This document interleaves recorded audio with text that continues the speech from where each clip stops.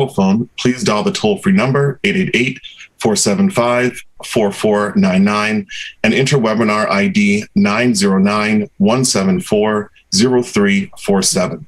Please note that no participant ID is needed. Just press hashtag or the number sign when asked. Telephone users may dial *9 to request to speak after joining the meeting.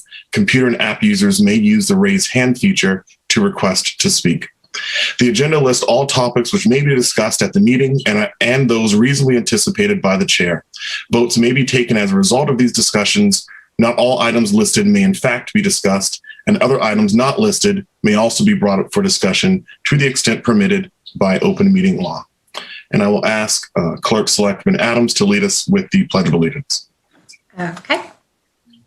I pledge allegiance to the flag of the United States of America and to the republic for which it stands, one nation, under God, indivisible, with liberty and justice for all. Thank you. Thank you. Do we have any public comments from the board tonight? Selectman Adams.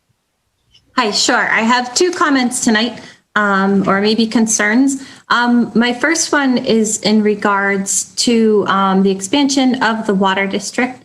I attended that meeting, I guess it was 2 weeks ago, tomorrow, for the expansion of the district. The article failed. I believe it was 28-11. So it was a pretty good turnout, 39 folks, when you think of how small town meeting can be. And then on their agenda for tomorrow, the developer is still seeking to bring water to the project. And so from a municipal perspective, this concern had been raised previously, worried about the pavement moratorium on Chase Road. And then the other roads that would be affected are outside of the 5 years, but still, I think it was 2015. So still newly paved roads. And so my trying to be concise with the purpose of my comment is that that meeting was a great, I thought it was a great turnout and a good meeting. And the outcome was no, there was not an interest in expanding the water district. On top of that, many residents from Howard Street attended the meeting and were not interested in the water being brought to their street. And so I really hope we can look into the pavement moratorium, sort of make some communication with the water department regarding issues like the pavement, because now the water district has voted no. The residents of Howard Street aren't interested in the project coming. So the only person benefiting from tearing up 3 miles of newly paved roads would be the developer. He has permission to do 120 lots with septics and wells. If there's not an emergency, nobody is supposed to go into newly paved roads. So I think it's time now that we've had the meeting. The expansion was voted no. I think it's time to talk about our roads and our moratoriums and our rules, because tomorrow night the developer still seeks to bring water to his property, aside from everything that's going on. So I don't know if we can meet with the water department or what your thoughts will be, but I wanted to do it as a form of board comment at the beginning, because I think there's a lot going on here in regards to our roads, and we should start to be involved in the conversation as they are continuing to have it. My second comment is in regards to Greenleaf Botanicals. I attended the community outreach meeting last Thursday night on Zoom. I think there were about 3 or 4 participants that weren't either involved with Greenleaf or Heather, myself, Tom, Adam, Bernie. I thought it was a very poor turnout. I thought it was a very poor meeting. And it certainly didn't meet, my concept of what community outreach should look like for a project like this. So that was, one concern I wanted to comment about.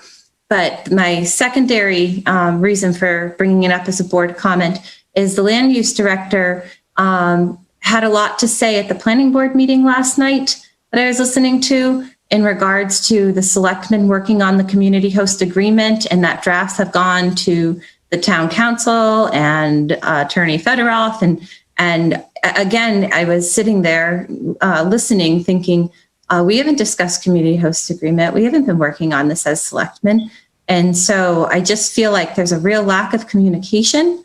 A lot of this disappoints me because the intent of the community outreach meetings, the community host agreement, is to have Lunenburg involved in the conversation. And it seems like things will start moving along and we're missing the opportunity to communicate. And so I just wanted to mention that. I was surprised to hear that the community host agreements had some drafts and it's been worked on and we haven't had it on our agenda. Well, I appreciate your comments tonight, Selectman Adams, and thank you for being on top of the water district concern. I think that a lot of residents share concerns about that project, and also for your follow-up. I expect the town manager to have an update. I know as far as the Green Leaf meeting goes, I know that many residents were not able to participate as well as they wanted to and attend. So to the town manager, two questions. If you wouldn't mind just identifying when the next meeting will be, and also do we have on the upcoming agenda to discuss the community host agreement with Greenleaf? So the board did discuss the community host agreement at a previous meeting. Those comments and concerns were forwarded to town council.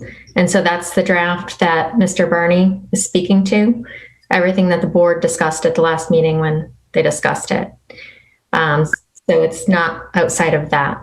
The next meeting, we wanted to, when I talked to the Chairman Alonso about the next meeting, it was to be after the community outreach meeting. So given further update on that, and after Thursday's meeting, and I agree that the lack of attendance and accessibility for that meeting were poor. So I reached out to Greenleaf, both Mary Bentley and Attorney Paholic, after that meeting. And I spoke with them today on the phone, and they agreed to another community outreach meeting. That potential date would be Wednesday, March 10th at 7 p.m. And I offered that they could use our Zoom account, and we'd give them that meeting invitation information, as well as the toll-free number that could be advertised when they re-notice and re-advertise. So that will hopefully potentially increase attendance and accessibility. All right, thank you for that. And Selectman Adams, I will follow up with Chairman Alonso to ensure that we have it on our agenda following that March the 10th meeting. Are there any other board comments, public comments from the board tonight? Seeing none, are there any public comments from the public? Seeing none, town manager for announcements tonight. Yes, just one announcement from the MBTA. They're planning some service changes and schedule changes that would go into effect in March and April. And they plan on holding service change virtual public meetings on February 17th, 6 p.m. to 8 p.m. and February 24th, 6 p.m. to 8 p.m. And we will put this on our website and circulate it through the townwide email and send it to the Lunenburg Ledger as well, with that information on how to attend the virtual public meeting. The other update I just want to give, that the cable has been working on the issues with live broadcast.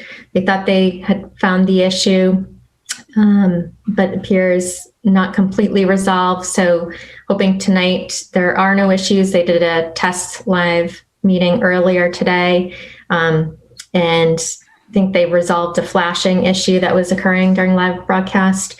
But if there's any resolution issues or sound issues, if I ask people to call in or contact someone on the board or through my town email account, monitor. Okay. Well, thank you for those announcements, and I think we're all going to benefit from the this channel being broadcast and those issues being resolved. So moving on with our agenda, we have an appointment for a common victor license hearing for Voyage Nutrition with Jonathan Fournette, who I do see in attendance with us tonight, for 5 Summer Street, number 10.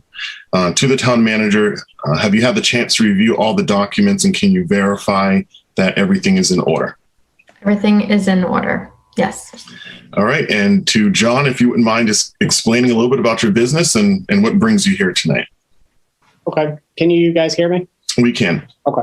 It's nice to meet all of you, first of all, and I look forward to joining the Lunenburg community. Voyage Nutrition is actually my second nutrition club.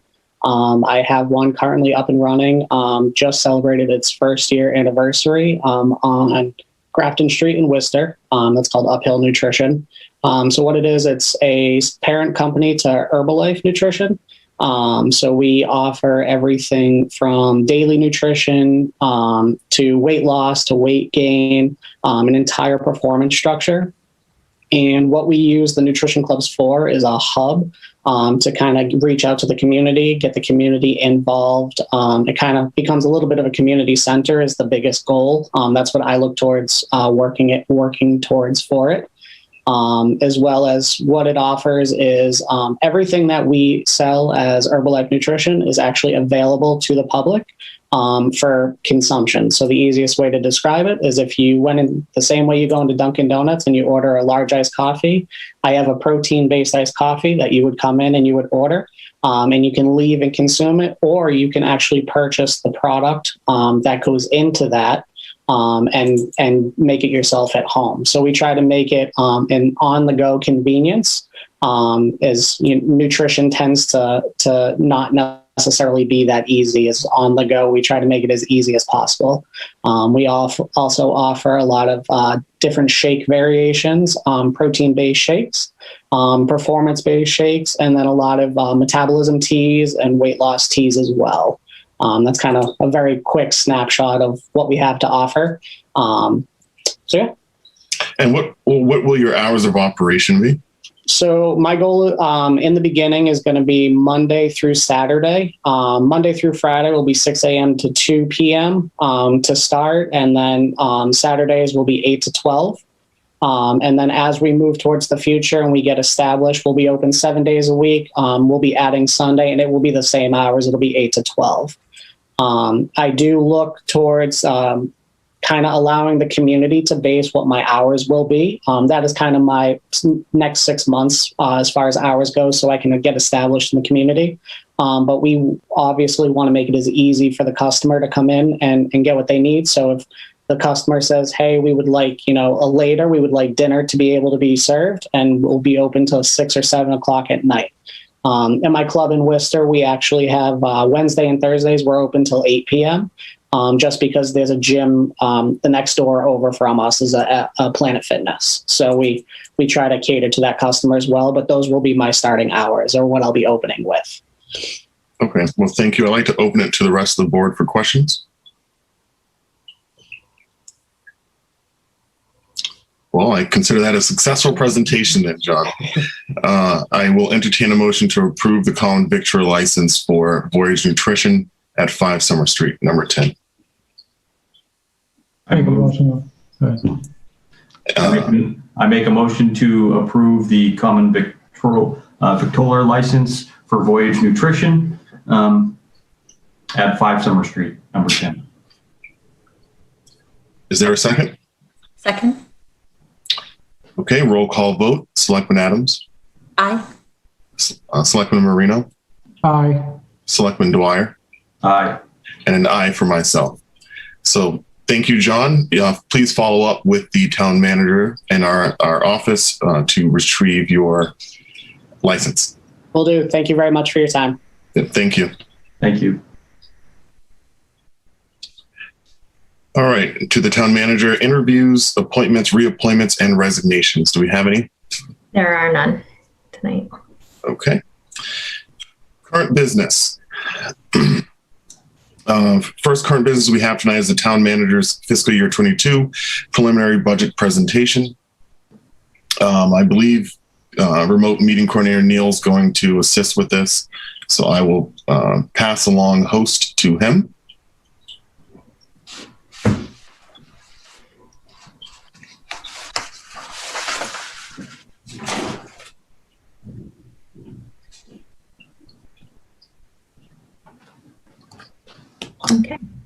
Thank you, Neil.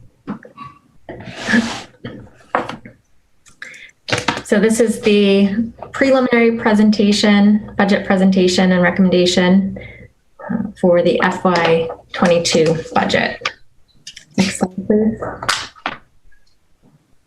So the process started out with the Capital Planning Committee meeting in September, and they met with departments in November and December of 2020. I sent target budgets to departments in December that were due back January 7th. And the Capital Planning Committee finalized their prioritization of projects for the FY22 capital plan on January 5th. And I presented the fiscal 22 capital plan recommendation and the 5-year financial forecast the week of January 18th. And as required by town charter, I'm presenting tonight the preliminary FY22 budget. So the goal in preparing the FY22 budget was to create a balanced budget that funds operating budgets using recurring revenues at the current service levels, with some exceptions. The original target budget used in December and the preliminary budget used conservative revenue projections.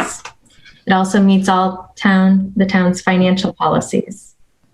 Certified free cash was not used on the operating budget, and it abides by the town's financial policies as follows. It uses $688,825 of free cash towards capital, $180,418 of free cash towards the OPEB liability costs, which per our town policy is 10% of the previous year's certified free cash, and deposits $100,000 of free cash into the regular stabilization account. This budget recommendation also proposes to establish a health insurance stabilization fund to prepare for the fiscal 23 increase due to 2 years of significant savings from the holiday health insurance premiums. So the budget baseline is built upon the target budget, and slides will review what was included on both the revenue side and expenditure side on the target budget. On the revenue side, we started with property taxes, included adding 2.5% to the previous year's levy, $280,590 for new growth, and the debt exclusion amounts. For state aid, it level funded state aid based on the fiscal 21 state aid figures that were approved by the legislature in December of 2020. For local receipts, included a $50,000 increase over the previous fiscal year's estimate for motor vehicle excise taxes, but level funded all other local receipts. And for other available funds, the target budget did not address use of free cash, and other sources of available funds is similar to the previous fiscal year sources. On the expenditure side, it level funded cherry sheet offsets, state and county charges, and choice and charter assessments using fiscal 21 amounts. And departments were sent target budgets in December that included all known contractual increases and level funded other expense categories, except it included costs associated with adding an additional full-time patrolman and a full-time career firefighter, an additional $50,000 for pavement management, the known principal and interest debt payments for fiscal 22, and included a 3% rate increase for health insurance for active employees and a 5% rate increase for retirees, a 5% increase for general insurances, and included a 10% increase for Worcester County retirement, and included a 2.5% increase for the Lunenburg Public Schools and Monty Tech, and a 15% increase for solid waste recycling disposal program costs. There are still some unknowns on the revenue side. This preliminary budget uses the governor's proposal for state aid, which is an overall increase of 0.17% from the fiscal 21 state aid figure approved in December. New growth is also estimated at $280,590 based on current building permits and new growth for personal property accounts.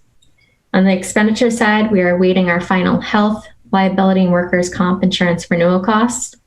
We do know that we can level fund the police and fire injured on duty insurance. Both the target budget and preliminary budget reflect a 3% rate increase for health insurance for active, 5% for retirees. The Monty Tech assessment assumes a 2.5% increase, but we will have our actual assessment by the beginning of March. Another unknown at this point is the cost for the solid waste and recycling program. Our current contract expires on June 30th, and we will be going out to bid in the near future to have a new contract beginning on July 1st. So far, we are faring well with our snow and ice budget, and we have been able to cover deficits in previous years with interdepartmental transfers, but there is currently $834,942 of unexpended free cash in the preliminary budget that could cover any remaining deficits. When we look at our revenues, our projected revenues for fiscal 22, there are 4 sources of revenues for the town that include property tax, state aid money, local receipts, and other available funds. Property tax includes residential, commercial, industrial, and personal property tax. State aid includes Chapter 70, public elementary and secondary school funding, unrestricted general government aid, among other categories. Local receipts includes motor vehicle excise taxes, penalties and interest collected by the tax collector, fees from various permits and licenses by different departments, ambulance fees, solar net metering payments, fines, and the local option meals tax. Other available funds include free cash, which is the unexpended balance from the previous fiscal year as certified by the Department of Revenue, indirect costs charged back to the sewer for employee costs, town services and their debt payments, indirect costs charged back to the public access enterprise for employee costs, revenue from artificial turf revolving fund, and the payment from MSBA for an old school project. This chart shows a breakdown of revenue source by percentage. Property taxes are our largest single revenue source at approximately 66% of our total revenues. State aid is our second largest revenue source at 21% of our total revenues. Local receipts is 7%, and available funds makes up 6% of our total available revenue. Some noteworthy highlights for fiscal 22. The governor's state aid proposal is less than the fiscal 21 increase. The estimate for local receipts is more conservative than previous fiscal years due to current economic times and these being elastic revenues. Available funds reflects an increase from the previous fiscal year. The current recommendation calls for use of slightly more free cash than the previous year and currently recommends using funds from the Special Purpose Stabilization Fund towards a large vehicle purchase in the fiscal 22 capital plan. When we look at revenues from property taxes, we take the prior year base at a maximum of 2.5% increase per Proposition 2.5, add in an estimate for our property tax new growth, and include the debt exclusions for the school and pavement management project to obtain the maximum allowable tax levy for fiscal 22. This is a slide with a 5-year history of our new growth. The estimate being used for new growth right now is $280,590, and we will continue to monitor this and adjust upwards or downwards as we get closer to town meeting. This budget recommendation includes the governor's state aid proposal, which was released on January 27th. The budget proposal provides for an additional $49,680 in Chapter 70 funds, which is a 0.6% increase, and an additional $39,302 in unrestricted general government aid, which is a 3.5% increase. The total estimate for fiscal 22 is $9,444,372, which is an increase of 0.17% over the final fiscal 21 state aid that was approved in December 2020, and is an increase of 1.45% over the fiscal 21 final budget that was approved at the fall special town meeting. And that's due to the state aid number being finalized after our town meeting. This slide shows a history of state aid over 10 years and the estimate being used for fiscal 22. Local receipts is the next slide. is another category of revenue, and the estimate being used for local receipts for fiscal 22 is an increase of 1.6%, or $50,000 over the previous year's estimate.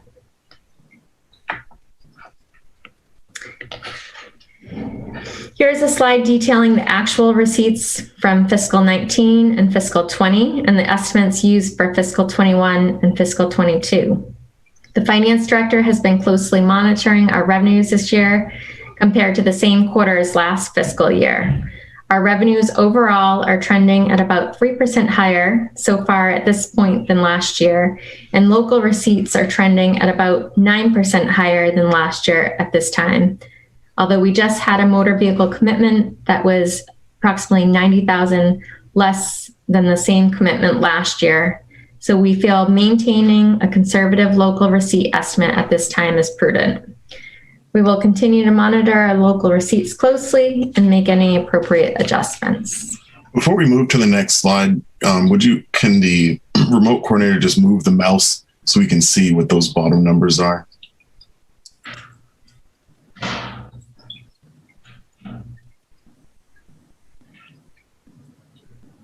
Is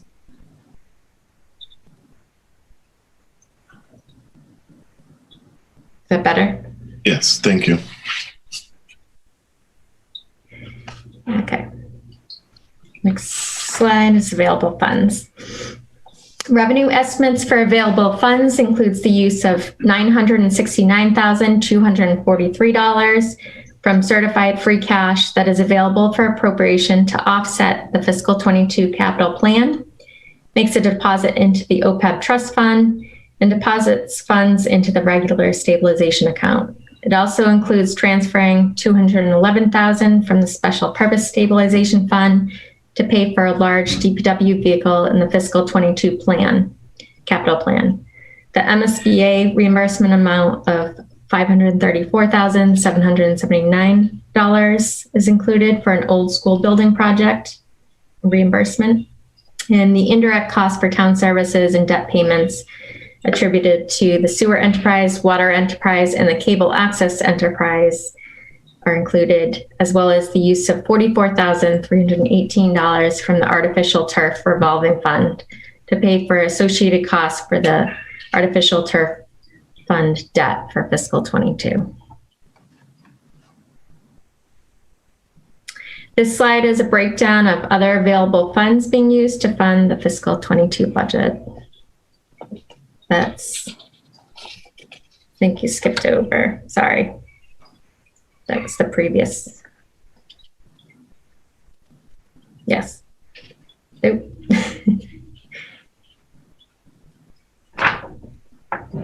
The next slide. That's just a breakdown of all the available funds being used for fiscal 22. Next slide, please. So grants, donations, earmarks, and federal and state funding are other revenue sources that are outside of the operational budget that provide resources to address town needs, programs, capital projects, and relief funds for meeting state and federal requirements. This is a list from fiscal 21 of all the types of grants, donations, earmarks, and federal and state funding. I won't go through each category. There's the next slide is also a detail of the various those revenue sources that are outside the operational budget.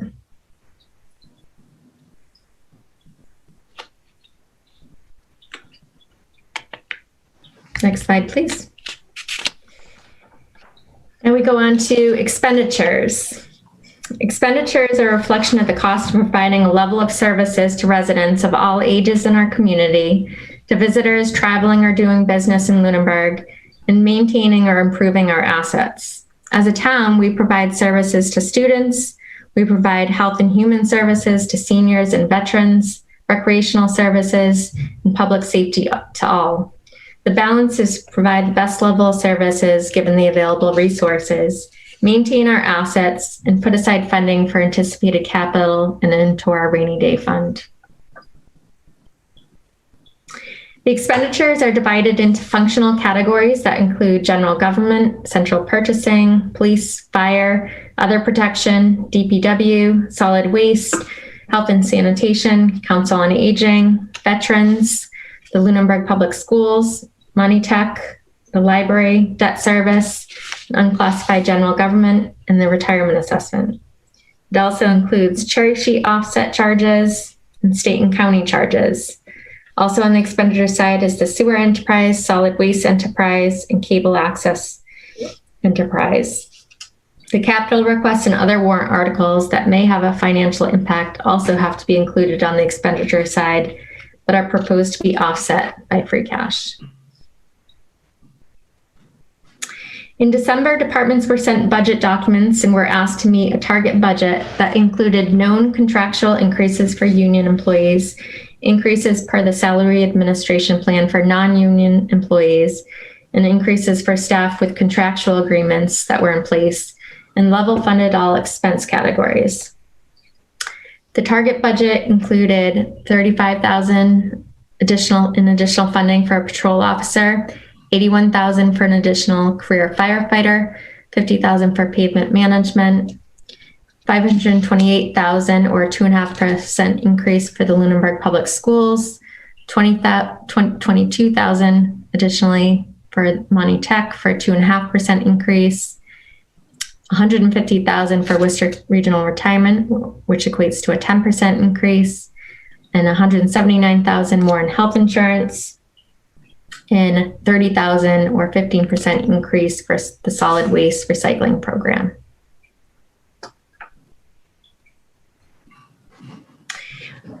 When departments submitted their budgets back, there were above target requests. This slide highlights those above target requests. For general government, there was $23,000 in above target requests that included additional hours for the assistant town clerk. This is the second year that's been requested. Increased software costs under IT, and $9,000 for a part-time board and committee clerk position. For the police, included additional $15,000 more than target, mostly because of the shift differential line and additional funds in patrolman salaries line to fill a vacant detective position. The fire department included additional $22,000 more than target to increase firefighter training line, increase the annual replacement line for turnout gear by $10,000, and small increases in other lines. For facilities, it included $43,000 more than the target to restore a facilities position.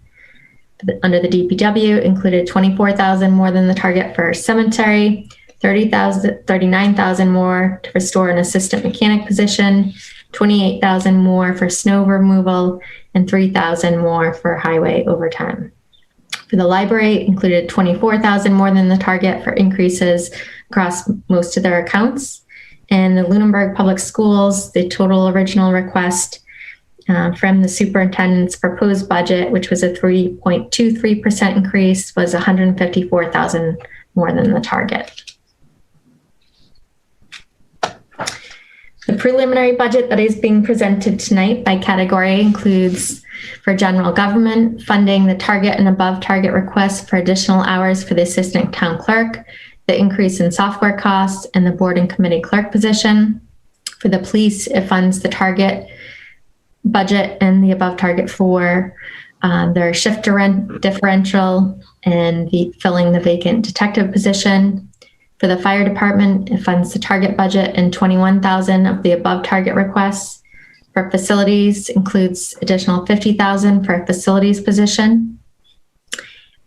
Just a note on that, in fiscal 20, the budget shifted funds from a vacant facilities position to contracted services, and this would restore the department back to 2 staff members. For DPW, includes an additional $50,000 for pavement management, an additional $3,000 for overtime, an additional $23,000 for cemetery. It does not fund the assistant town mechanic or additional funds for snow removal. For Worcester Regional Retirement, our assessment came in lower than the 10%. It came in at a 1.92% or $29,000 more than the previous fiscal year. Our health insurance, like I've stated, included a 3% rate increase for active and 5% rate increase for retirees. And our insurance company announced the holiday premium that will reduce our town line by 110,000, with an overall increase to that line of 94,392. For the Lunenburg Public Schools, the recommendation fully funds the superintendent's proposed budget, given the estimated 239,000 savings through the holiday premium. And for the solid waste recycling program, it maintains the 15% increase as an estimate.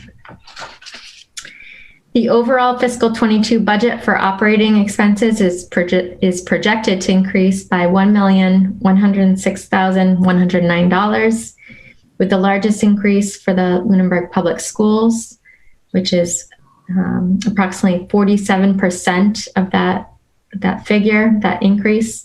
The next highest is for the fire department, which is 13% of the increase, and unclassified general government is 12% of the increase.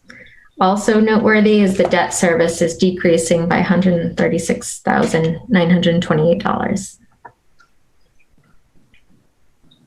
This slide shows how each category of general fund expenditures increased over the previous fiscal year.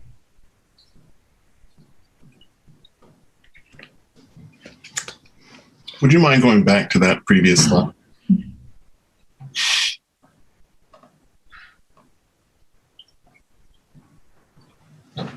Any questions on this slide? No, thank you.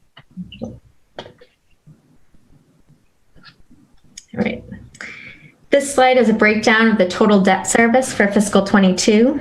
Debt service for fiscal 22 will be $4,562,594, which includes general fund debt, sewer-related debt, water-related debt, the MSBA school project debt, and exempt debt. This slide shows our current debt schedule, and the preliminary budget does not include any new borrowing, and our actual debt is decreasing, like I said, $136,927 at this time. If we look at our current debt schedule and how it aligns with our debt policy, that limits our non-exempt borrowing to 4% of our tax levy, and our exempt, non-exempt borrowing combined to no more than 14% of our tax levy, we are currently below the limit for each of the thresholds in our financial policy.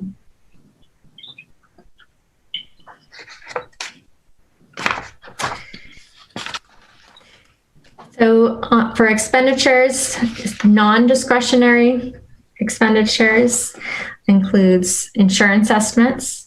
Our liability and workers' comp includes a 4% estimated increase. Our actual renewals are received in March.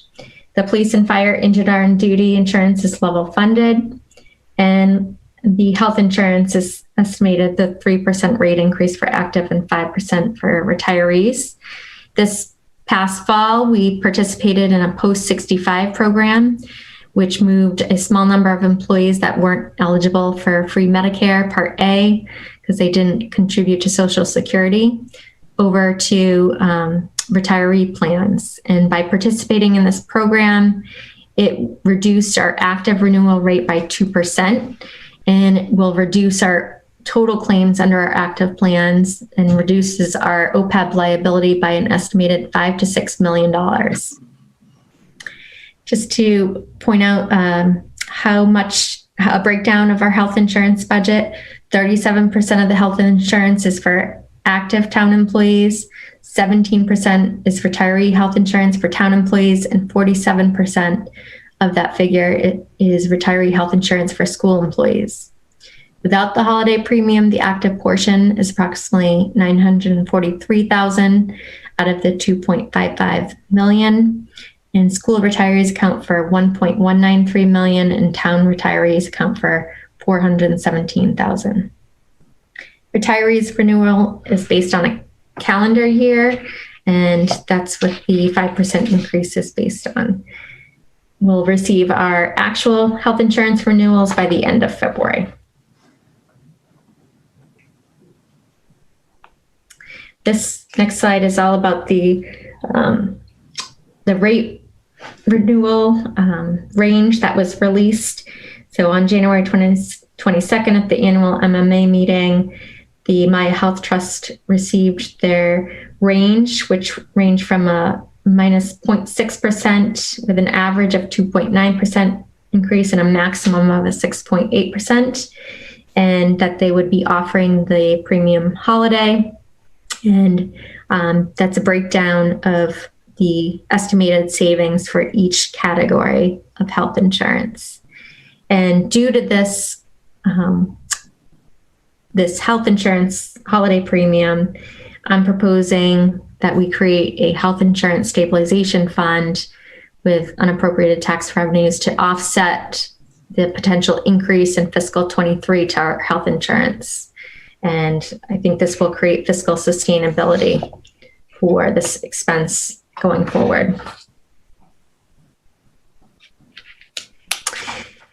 This slide is a summary of the member data for our Worcester County Retirement Assessment. We have 168.57 active members with an average age of 45.6, an average service of 8.7 years, with a total valuation of salaries at $6,631,003, and an average salary of $38,778. We have 95 retirees and beneficiaries with an average age of 73.5, a total annual pension of $1,942,829, and an average annual pension of $20,451. We have 3 accidental disabled members with an average age of 75.6, a total pension amount of $77,886, and an average pension of $25,962. We have 1 disabled member that's age is 54.7 with an annual pension cost of $6,828, and 51 inactive members with a value of $715,773. The fiscal 22 retirement assessment is $28,926 higher than the fiscal 21 assessment, or a 1.92% increase. And the increases and decreases in assessments are driven by the normal employer costs, which are the costs of benefits earned during the year, and the amortization for the unfunded accrued liability. The valuations for the Worcester County Regional Retirement Assessments are done every 2 years, and the assessment for fiscal 22 and 23 are based on valuation results as of January 1st, 2020. Valuation results are based on active member data, which includes their compensation, date of birth, membership data, gender, and member contribution, and retiree member data, the value of the assets, and the actuarial accrued liability for liabilities that were accrued, but the community was not required to fund before the law was changed in 1988. If you look at a breakdown of our fiscal 22 assessment, which is the employer normal costs, and the payment of our unfunded actual accrued liability, we also receive an early payment discount of $28,213 if we pay this on July 1st. And our payment for the unfunded accrued liability will end in 2036. Next slide. This slide shows the breakout of our assessment, separating out the assessments for town, sewer, school, and staff that was both town and school. So 62.7% is town, 35.6% is school, and 0.97% is sewer, and 0.73% is town and school. Next slide. Another expenditure is non-appropriated expenditures, which both cherry sheet charges and cherry sheet offsets and funds for the overlay and tax title make up these non-appropriated expenditures. And just noteworthy highlights, both the cherry sheet charges and cherry sheet offsets have decreased from the previous fiscal year. And the overlay account is funded at $120,000 and tax title is level funded. Next slide. Another category of expenditures are warrant articles that relate to the fiscal 22 capital plan, transfer of funds to the OPEB trust fund, continue addressing the town's unfunded liability, and a deposit into the regular stabilization per the town's financial policy. The fiscal 22 capital plan recommendation includes funding for all the priority recommendations made by the capital planning committee. And they received 23 capital requests for a total of $2.5 million. And the recommendation at this point is to fund 13 of the 19 ranked requests, totaling $1,499,825. The preliminary budget includes funding the capital plan with $600,000 from tax revenues, $688,825 from free cash, and transferring $211,000 from the special purpose stabilization fund.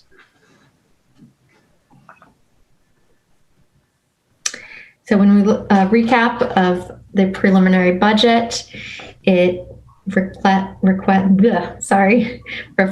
requests to increase staffing levels for certain departments, includes adding 1 additional police officer, 1 additional career firefighter, restores a facilities position that was eliminated in fiscal 20, adds 8 hours for the assistant town clerk, includes seasonal help for the cemetery, includes an education enforcement coordinator position that is entirely funded by grant funds, includes a part-time minutes clerk position, and it exceeds the Lunenburg Public Schools priority needs identified in the superintendent's 3.23% budget.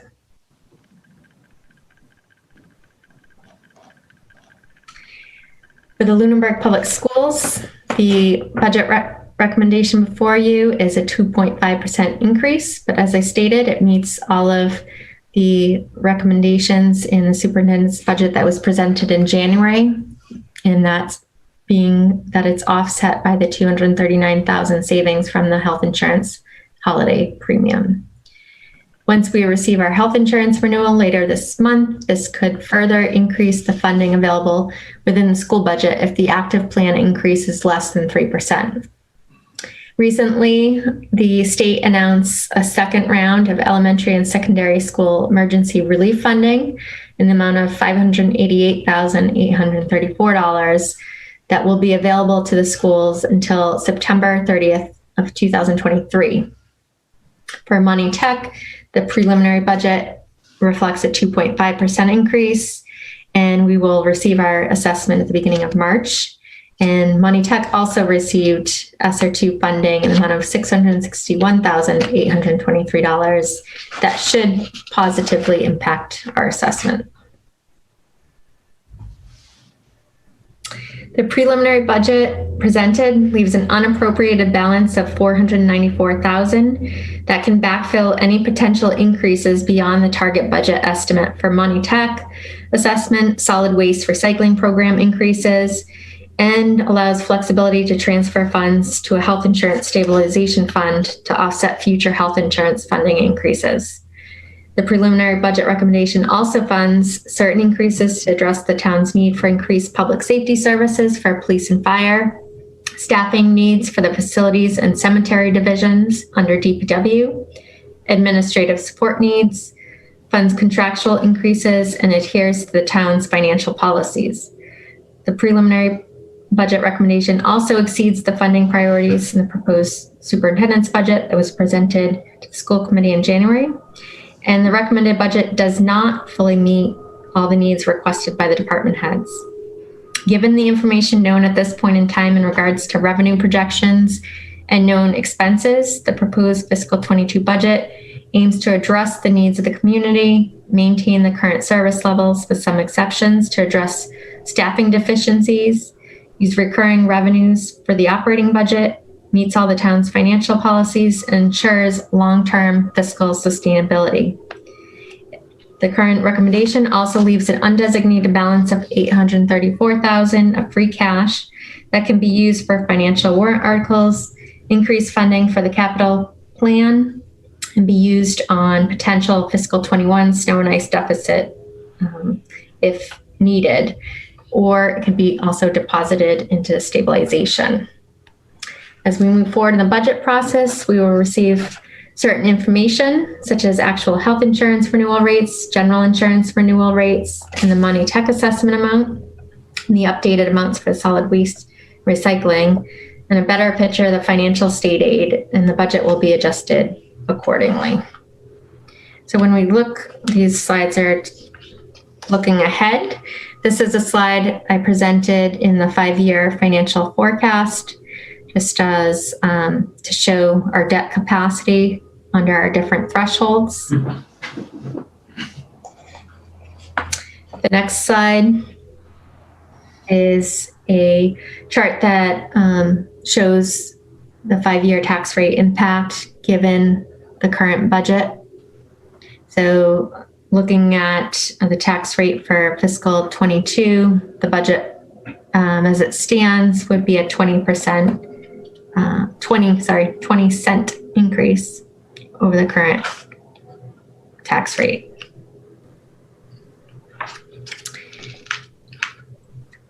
And so looking ahead in the budget calendar, departments will present more in-depth reviews of their programs, services, and needs with their individual presentations, and those begin on February 18th. The House Ways and Means budget is presented or finalized at the end of April. The Senate budget is finalized at the end of May. Our town meeting is Saturday, May 1st. The annual town election is May 15th. And the state budget conference committee is by June 30th, with state aid is typically finalized by July. And this is a schedule of all the individual department meetings with the finance committee. This is also on the town website, right under news and announcements. You'll find that. And I just want to end by thanking everyone that was involved in developing the preliminary budget, including the capital planning committee, that they had invested many hours from September until January to develop the prioritization of capital projects, and they reviewed them in great detail. And I want to thank also the town department heads for all their thoughtful assessment of the needs of their departments and the ways in which they can provide the best possible services to residents and businesses with limited resources. I also want to thank Superintendent Burnham and School Business Manager Mike Cassidy.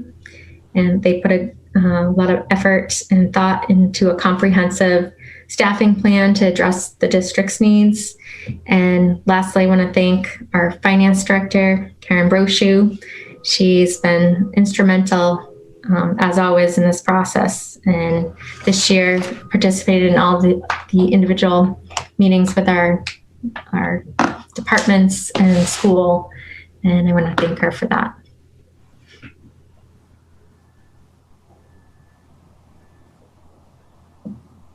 Well, thank you very much for the presentation tonight. I'd like to open it up to members of the board for questions. I'd like to go in order. So Selectman Adams, do you have any questions? I don't have any questions at this time. Thank you. That was very thorough. And I do have one small question. Could you summarize how many total new employees would be added through this budget? I know there was increase to hours for some, but how many would be new? So 3 full-time. For cemetery seasonal staff, the thought is it would be two seasonal staff, and part-time minutes clerk, but that could be depending on how that's advertised. If current staff had extra hours that they could do that, we could work out that. So it all depends on that scenario. And the education, recycling and solid waste coordinator, that would be entirely grant funded. And the 3 full-time were the fire? The fire, police, and facilities. And the facilities. Okay. And that facilities one was replacing one that had previously been there? Yes. Okay. Thank you. You're welcome. Mr. Marino?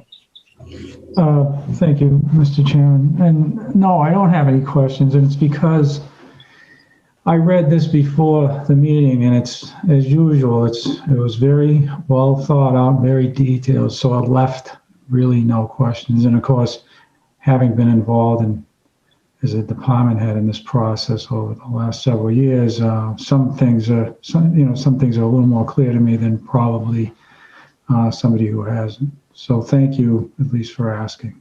Appreciate it. All right, and Mr. Dwyer? I have no questions at this time. I echo my colleagues' statements that, this is a very thorough budget, and I think it's a very reasonable approach. And, hopefully we can stick this budget and the revenues from the state come in as expected. So that's all. Thank you for your hard work on it, Evan.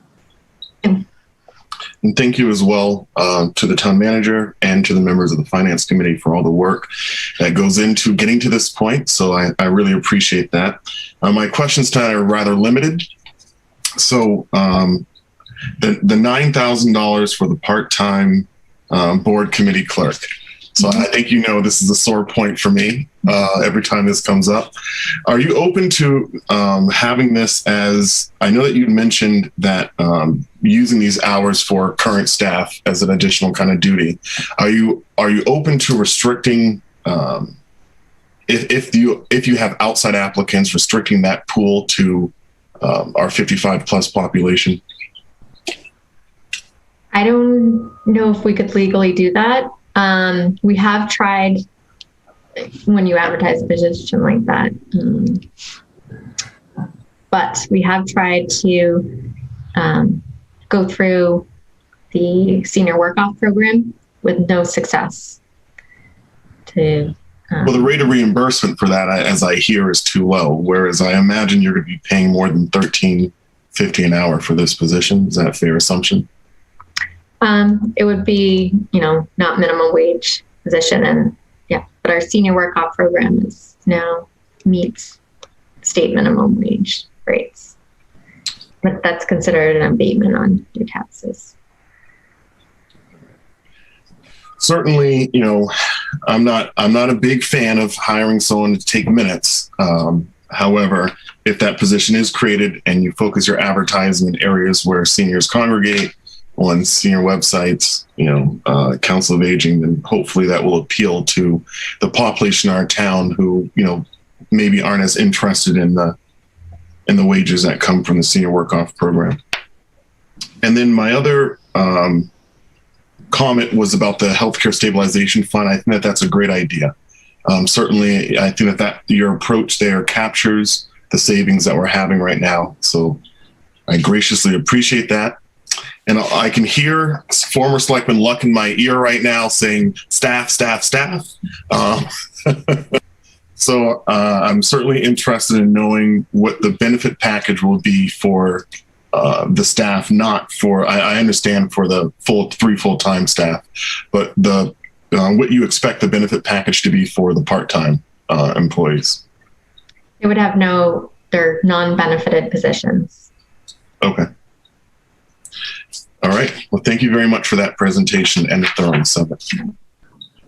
Thank you. And since we have members of the public here, I will open it to any members of the public who have any questions regarding the preliminary budget presentation we just saw. All right. Seeing none, thank you again to the town manager. Welcome. The next item on our agenda is the approval of minutes for January the 5th, the 12th, and the 19th. I trust that everyone has had the opportunity to review these minutes and will entertain a motion to approve them.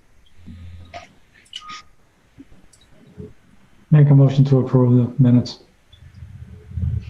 I would second that. Okay. Any discussion? And a roll call vote. Selectman Adams? Aye. Selectman Marino? Aye. Selectman Dwyer? Aye. And an aye for myself. All right. Next, we also have, the next on the agenda is the approval of the third quarter water commitment. So the documents for this were presented to us in our drive. And to the town manager, would you mind just explaining briefly what this is about and why we do this? So we have a small area in town where it's not included in the water district, about 6 customers. So these are bills that are committed for those customers that we collect. Okay. And the total here is $9,412.90. Correct. All right. So the action that we're looking for here is the approval of the third quarter commitment. Do we have any questions from any members? All right. So I will entertain a motion to approve the third quarter water commitment in the amount of $9,412.90. So moved. Is there a second? Second. All right. Any additional discussion? All in favor, Selectman Adams, Aye. Selectman Marino, Aye.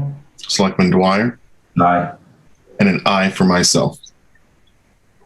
I want to just rearrange the order of number 4 and 5 in our agenda tonight because I think that may be helpful. So we added in here, I think we recognize that in the absence of the Chairman Alonso, previously the board authorized the chair to sign warrants on behalf of the board, and that would minimize the need for a majority of us to come in to town hall to sign these. In the absence of the chair, we are asking if the board will authorize me as vice chair to sign those warrants in the absence of Chairman Alonso. So I'm looking for a motion for the same. I'll make a motion that we approve the signing of the warrants by the vice chair in the absence of the chair. I'll second. Is there any discussion on this? And roll call vote. Selectman Adams, Aye. Selectman Marino, Aye. Selectman Dwyer, Aye. and an aye for myself. So we have warrants, accounts payable warrant number 35, dated February the 2nd in the amount of $352,825.19. We have a payroll deduction warrant number 36, in the amount of, dated February the 3rd, 2021, in the amount of $565,998.03. We have a payroll warrant number 16P21, dated February the 4th, and that's in the amount of $831,028.72. And I will coordinate with the town manager to be available in the morning to sign this. All right, do we have any action items? Selectman Adams. I would just ask the town manager if it's possible and necessary to maybe meet with the water department regarding the pavement moratorium and issues we may have as a municipality with the developer's need to use our public roadways to accomplish what he's trying to do. Ultimately, what's happening at this point is the project only benefits the developer, not any residents of the town. So I think we need to step in and be involved from our perspective to see what's going on here. Certainly, I made a note when you made your public comment that I'd reach out to the water district superintendent tomorrow, as well as the DPW director. Thank you. And I think it's wonderful that they're going to try another community meeting. I think using your Zoom is a great idea. Hopefully we can run it more like one of these meetings. And I mean, I have a lot of concerns with meeting accessibility at this point anyways, because there's a real limitation to participation if people can't navigate Zoom. And some of us have been living a Zoom lifestyle for a year, and it's become very commonplace, and we do it for work and activities. And then some people still haven't crossed over. And so I definitely feel now this strain after nearly a year of not being able to offer people another way. So whether we can, I'm not sure what the right answer is, but, submit written questions ahead of time, or the way we can pull in some type of feedback proactively to bring to the meeting for people that can't get into the Zoom. I'm not sure. But it definitely felt very disappointing. And even though it has nothing to do with the community outreach meeting, the water district special meeting had to be in person because it was a vote. And so there was about 50 people came together for that meeting. And the amount of communication and questions and back and forth, it just felt so invigorating to be at a real meeting where people could wander in, raise their hand, get some feedback. And so we're definitely lost with the world of participation. So I don't know if anybody has any thoughts when it comes to like that community meeting, how we can make it feel more satisfying in the sense that we actually are having outreach. It's impossible for me to feel any sense of that anymore. Yeah, just to add on to that, through you, Yes. Acting Chair. This was not like our meeting. It was their meeting by state regulations. We offered to assist in getting the word out as much as possible for that first meeting by putting it on Facebook, putting it on the website, setting it for public access, any way we could, announcing it at every meeting. And that's why after this last one, offering up our forum is, I think, a better platform with our toll-free number as part of that, because I think that's a key component of accessibility for those people that don't have internet, and can use that as another way to communicate and participate. Thank you. You're welcome. I want to also just support Selectman Adams' request for us to discuss, have a meeting with the water district. I think that would be very beneficial. Are there any additional action items? All right. I have one. At the last meeting, I brought up a question about the emergency response plan for the fuel tanks. So I did get a response on those. Those are also known as the Spill Prevention Control and Countermeasure Plan. So that's in the process of being completed this week. And this is federally required due to the above ground tanks being over 1,320 gallons. So the plan will include training and information once complete, and will be provided to both this board and to the Conservation Commission. And the implementation of this will be managed by the fire department and the Department of Public Works. Also, as a second action item, I forwarded draft language I've been working on with town council to Chairman Alonso for discussion at a future meeting. This is a revision to the APD bylaw that will resolve the impasse of when the town and APDC are not in agreement insofar as municipal buildings and uses are concerned. Currently, the only remedy available to us is general court, and certainly the town has no interest in suing itself. So that will be discussed at an upcoming meeting. Are there any additional action items from any other members? Mr. Dwyer. Thank you, Mr. Chair. I'm going to have to hop off here shortly. I wanted to give a quick report on the planning board. I know I'm jumping ahead to committee reports, but I'm going to have to jump off here in just a second to deal with person. Yeah, please. So I reached out to the planning board, and right now there are three things that they wanted to highlight at the meeting tonight. One, they're working through reviewing and updating their rules and regulations for the subdivision of land. They're going through those rules and regulations section by section, and they're going to keep moving through it until they have a completely updated document. Second, they're reviewing section 250-6.1 of the Code of Lunenburg to update the way the parking requirements are calculated for use through the town. And the third, it appears the Economic Development Committee is getting closer to having a quorum. Both the Open Space Committee and the AdCom have potentially interested parties. And once both are seated, the EDC can begin the meeting. So I apologize, I have to go, but that's what I had tonight. Thank you. Thank you, Mr. Dwyer. It's understandable. I think we're toward the end of the meeting anyway. Yep. So thank you. Do we have any additional committee reports? Okay. I have a couple, not a couple, I have one. The Council of Aging had a meeting this morning, so I want to extend a sincere thanks to Sue Doherty and Pauline Roy for assisting seniors with signing up to get the COVID-19 vaccination. They've been inundated with calls, and certainly we're thankful for their hard work and diligence.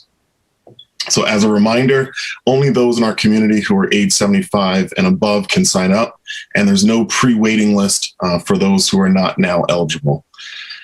As of yesterday, the van service is back in operation, and any senior looking to make an appointment should contact the Senior Center at 978-582-4166.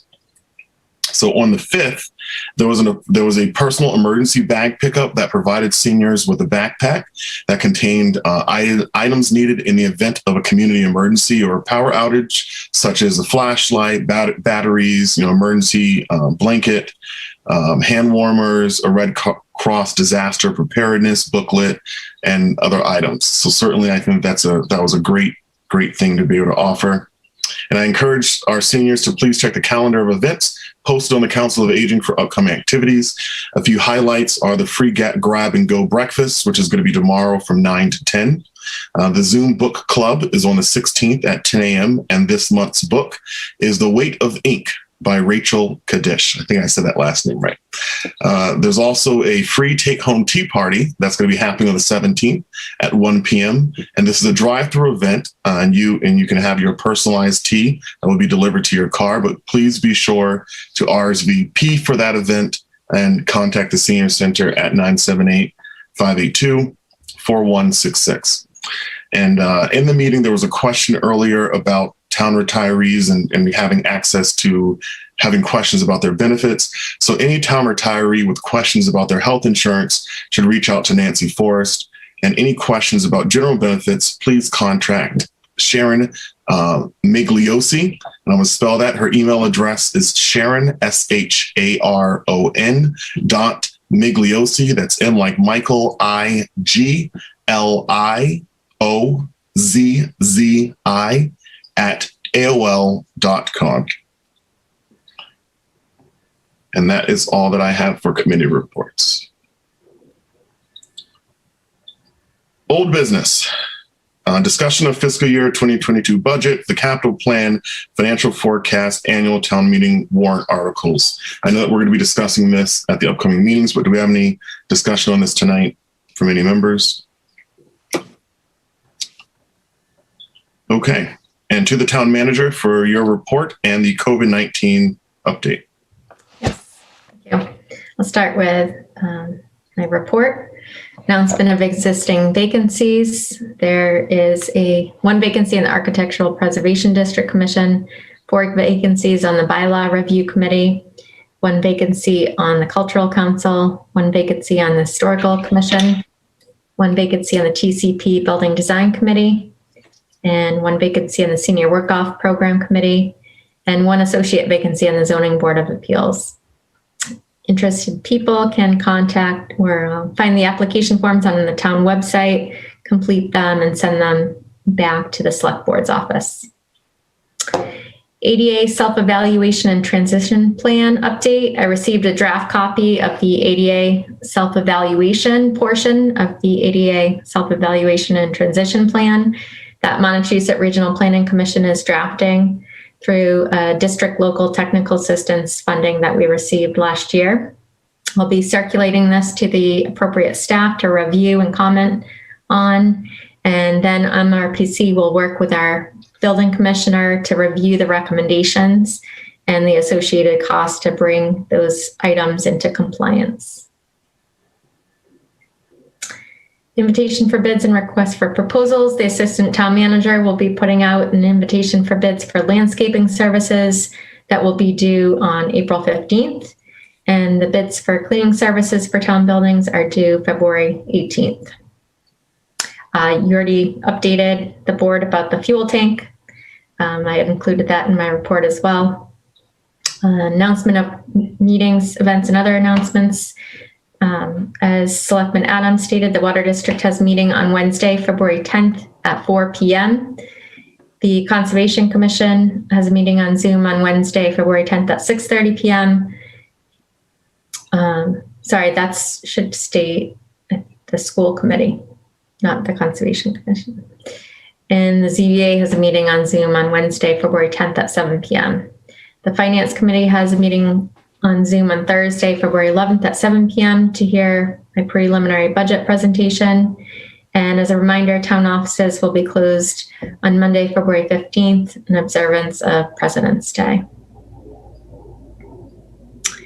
On to COVID-19 updates.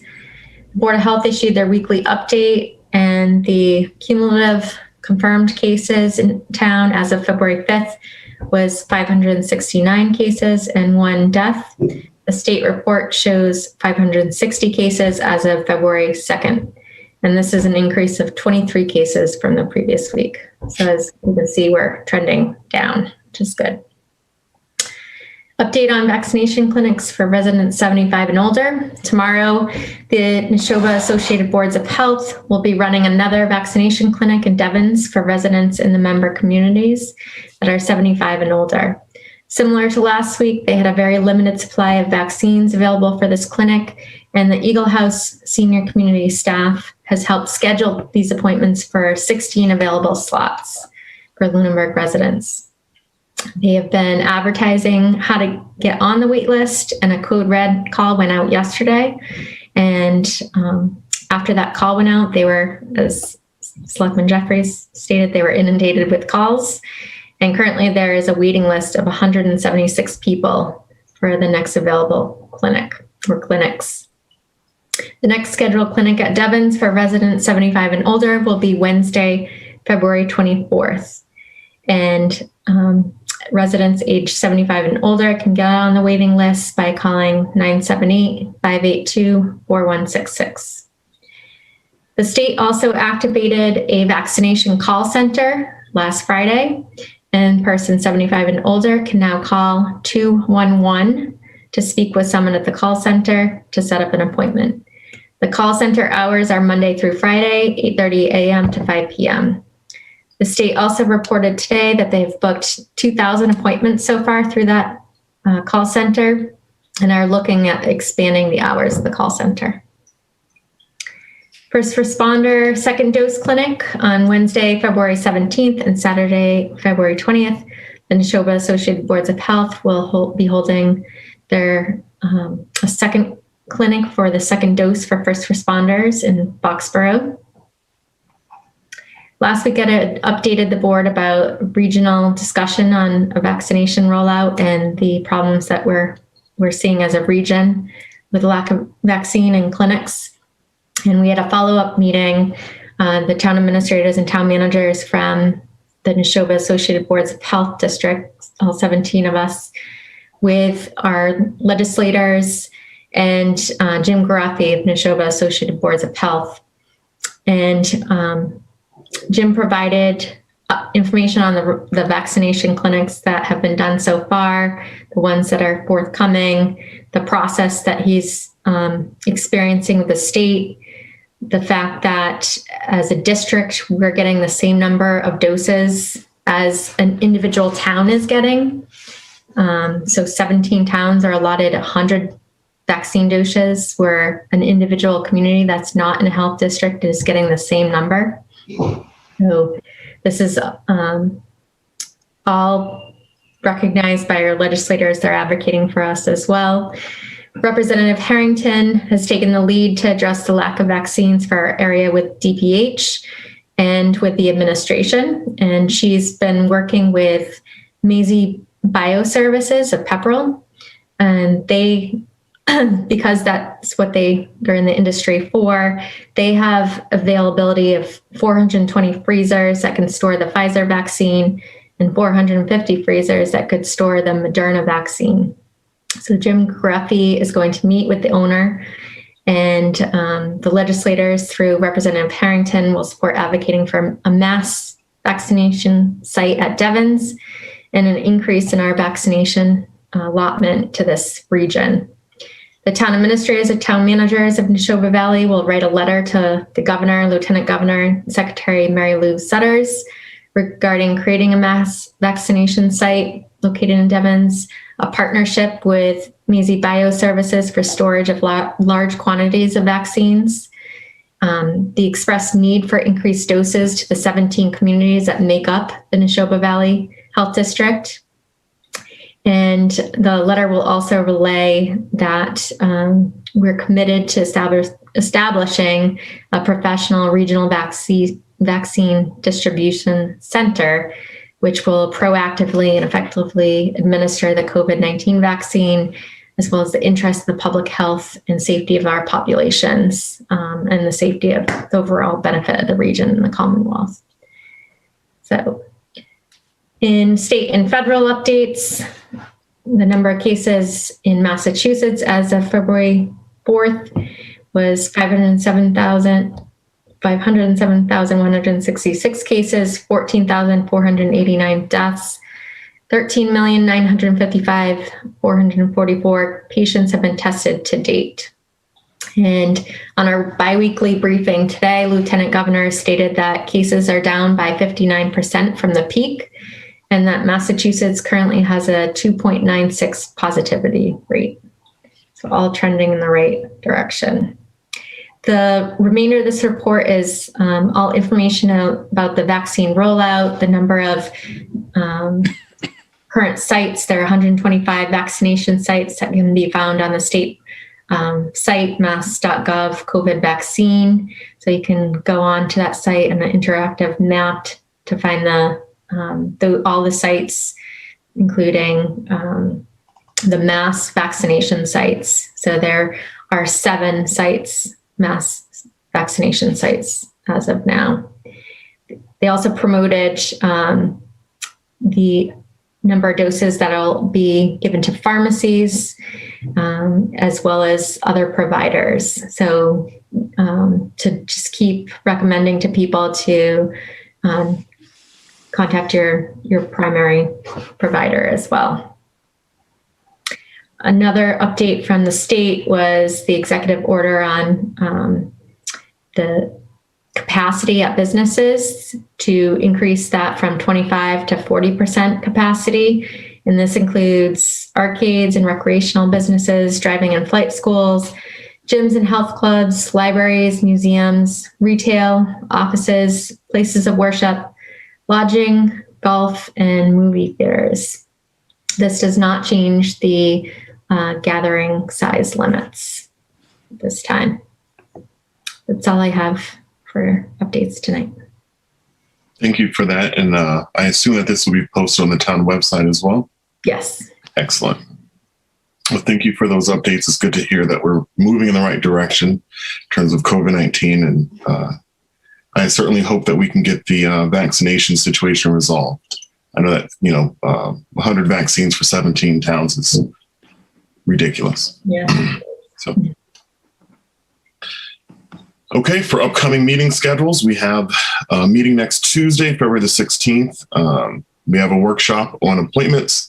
So any two of my fellow board members, if you have any recommendations, please be sure to forward those over to Chairman Alonso and the town manager.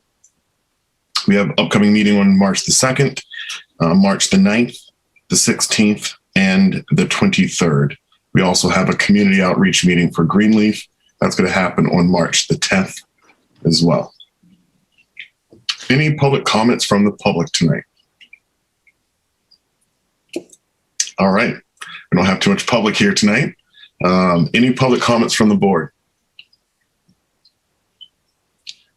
Okay, seeing none. So I want to thank my fellow board members for the opportunity to serve as your interim chairman tonight. And I will certainly entertain a motion to adjourn. Good job, Mike. Tonight. Thanks. Mm-hmm. And Heather, you too, of course. Goes without saying, I guess. Yeah. Great job, Selectman Jeffries. Thank you. All right, do we have a motion to adjourn? All right, I'll make a motion to adjourn. And is there a second? Second. All right, we'll do a roll call vote. Selectman Adams, Aye. Selectman Marino, Aye. and an aye for myself. So thank you again. I certainly wish that all of you at home have a wonderful evening. We'll see you again next week. Thank you. Thank All you. right. Good night, everyone. Night.